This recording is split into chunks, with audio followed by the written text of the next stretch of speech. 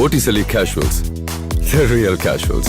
Botticelli and Raphael, shirts and trousers. டெல்லியில் திமுக MP Kanimozhi செய்தியாளர்களை சந்தித்து வருகிறார். அதன் நேரலையை பார்க்கலாம். ஆளுங்கட்சியில் இருக்கக்கூடியவர்கள் அவங்களுடைய நம்பிக்கைகளை, கருத்துக்களை சொல்லக்கூடிய, அவற்றை வலியுறுத்தக்கூடிய கருத்துக்களை சால்வைகளாக, அதில் இருக்கக்கூடிய எழுத்துக்களாக அவர்கள் போட்டுக்கொண்டுதான் இன்றும் அவையிலே இருக்கிறார்கள்.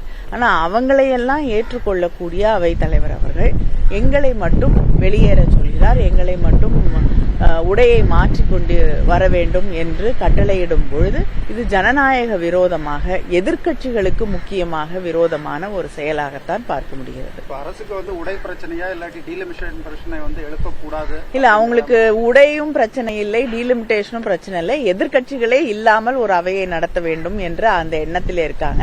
எதிர்க்கட்சிகளே அவர்களுக்கு பிரச்சனை தான், எதிர்கருத்துகளும் பிரச்சனை தான். நேற்று நோட்டீஸ் கொடுத்தா அதை வெளியில தெரிவிக்க கூடாது, பத்திரிகைகள் தெரிவிக்க கூடாதுன்னு ஒரு கட்டுப்பாடு சொன்னாங்க. இதை எந்த விதத்திலுமே வெளியே வரக்கூடாதுன்னு இல்லைங்க, அவங்க அவையை எதிர்கருத்துக்களே இல்லாத ஒரு அவையை நாங்கள் வாழ்க வாழ்க என்று அவங்கள போல கோஷமிட்டு கொண்டிருந்தால் ஒரு அவை அமைதியாக நடப்பதாக அவர்கள் ஏற்றுக்கொள்வார்கள், அவை சிறப்பாக நடப்பதாக ஏற்றுக்கொள்வார்கள். அவர்களுடைய கருத்துக்களுக்கு எதிரான கருத்துக்களையோ நம்முடைய கொள்கை சார்ந்த ஒரு விஷயத்தை முன்வைத்தாலோ அவர்களால் ஏற்றுக்கொள்ள முடியவில்லை. அதனாலதான் நாடாளுமன்றத்தின் நாட்கள் கூட தொடர்ந்து இந்த ஆட்சியிலே குறைந்து கொண்டே வருகிறது.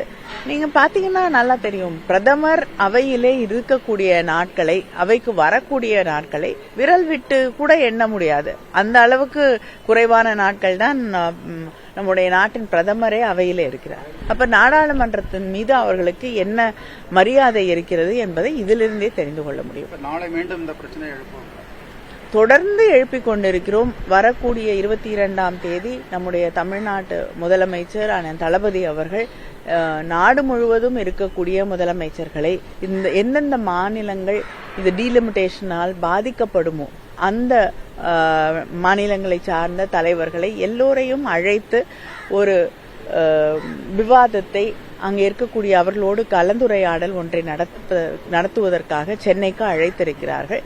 பல மாநில முதல்வர்கள், தலைவர்கள் கலந்து கொள்ளக்கூடிய ஒரு நிகழ்ச்சி அங்கே நடைபெற இருக்கிறது. அப்படிப்பட்ட ஒரு சூழலிலே நிச்சயமாக நாளை நாடாளுமன்ற வளாகத்தில் வாசலுக்குள்ளே ஒரு ஆர்ப்பாட்டம் நிச்சயமாக நடக்கும். அதைத் தொடர்ந்து அவையிலும் இந்த கருத்தை நாங்கள் விவாதிக்க வேண்டும் என்று குரல் எழுப்புவோம்.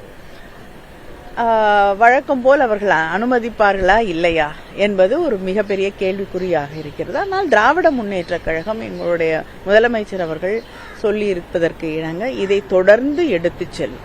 எங்களுக்கு ஒரு ஃபேர் டீலிமிட்டேஷன், ஒரு நியாயமான டீலிமிட்டேஷன் பற்றிய ஒரு உறுதியை அரசு கொடுக்கும் வரை, ஒன்றிய அரசாங்கம் அதை பற்றி தெளிவுபடுத்தும் வரை இந்த போராட்டம் தொடர்ந்து நடைபெறும்.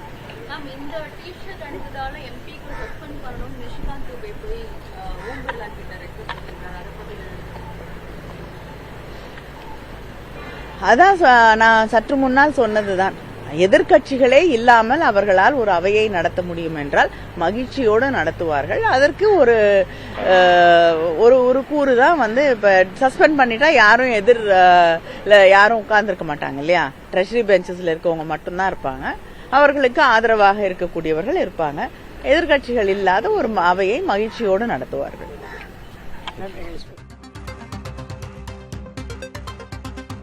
தொகுதி மறுசீரமைப்பு விவகாரத்தில் தொடர்ந்து நாடாளுமன்றத்தில் திமுகவினர் குரல் எழுப்பி வரும் நிலையில் இன்றும் அமளியால் நாடாளுமன்றம் முடங்கியது. இது தொடர்பாக திமுக எம்பி கனிமொழி செய்தியாளர்களிடம் பேசியிருந்தார். எதிர்க்கட்சிகளே இல்லாமல் அவையை நடத்த நினைக்கிறார்கள் என்று மத்திய அரசின் மீது அவர் குற்றம் சாட்டி பேசியிருக்கிறார். விவரங்களை பின்வரும் செய்திகளில் பார்க்கலாம்.